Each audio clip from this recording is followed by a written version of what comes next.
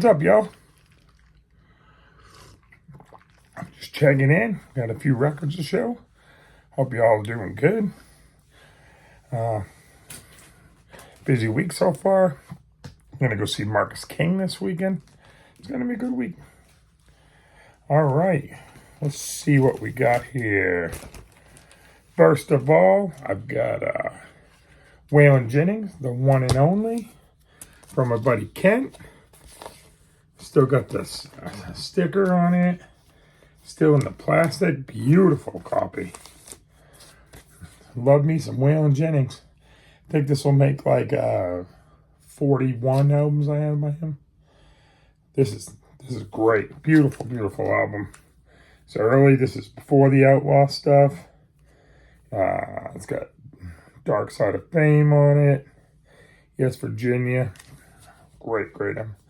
I don't know when I started doing the great thing, and I'm sorry for that. But yeah, good stuff.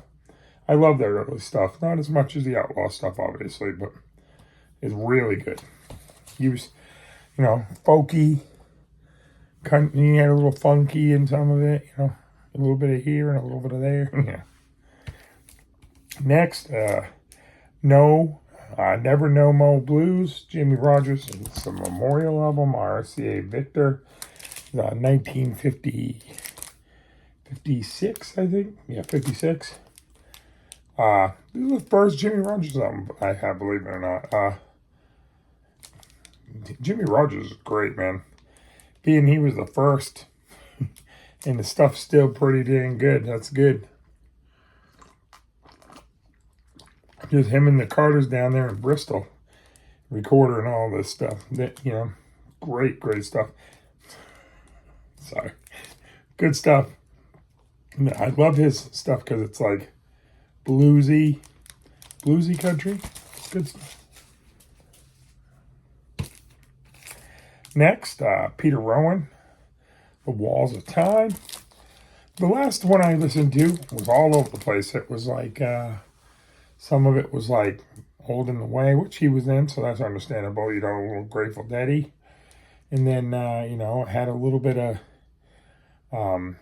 Western swing in it. A little bit of folk. It was all over the place, and I really enjoyed this one. This is way more straight up bluegrass. And a little bit of folky. His voice is pretty cool. Like he does some folk. It sounds a little more folky in this, but very good album. I don't think I've heard anything from him that I don't like yet.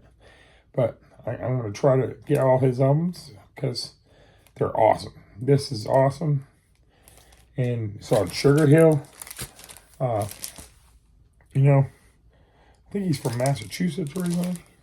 Up in the north where I'm from. Just great bluegrass album. Next, got Hank 3, Rebel Within. This is the last one I needed for, there's other ones that I still don't have out of his discography, but this is the last one. If I don't ever get another one, I'm fine. It's got this cool vinyl. It was just, there was a few when I was really into him, and this was like the last one. And then he went a little out there, and I'll buy him if I see him, but I'm not gonna just hope that I'm not gonna buy original copies for $150 to $200. If they repress them, I'll grab them, like I did these.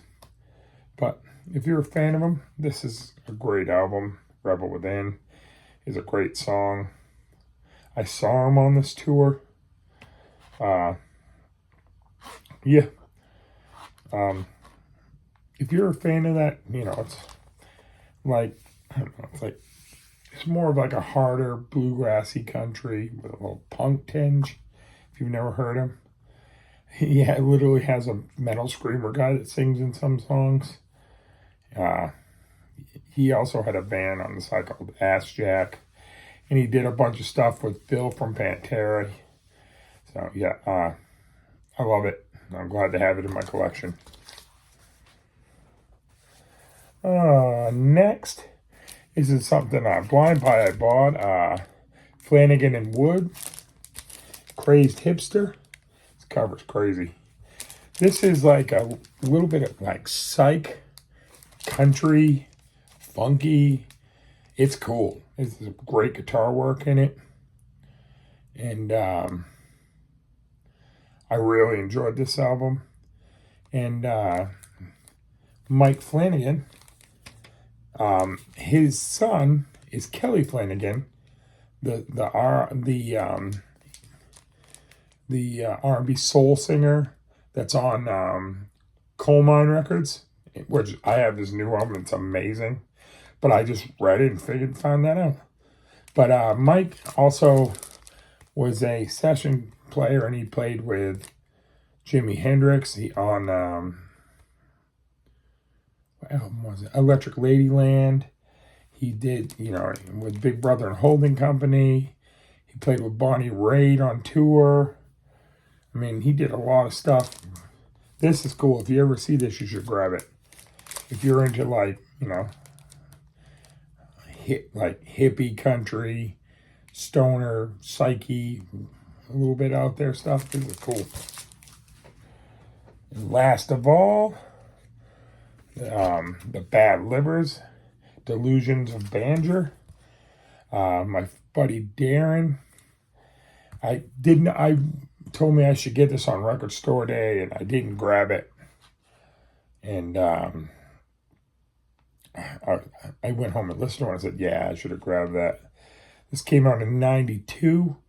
If you're a fan of like The Devil Makes Three, that darker, bluegrassy Americana like stuff, Amigo the Devil, stuff like that, you'd enjoy this. It was produced by what the heck is his name? Paul Larry of Butthole Surfers.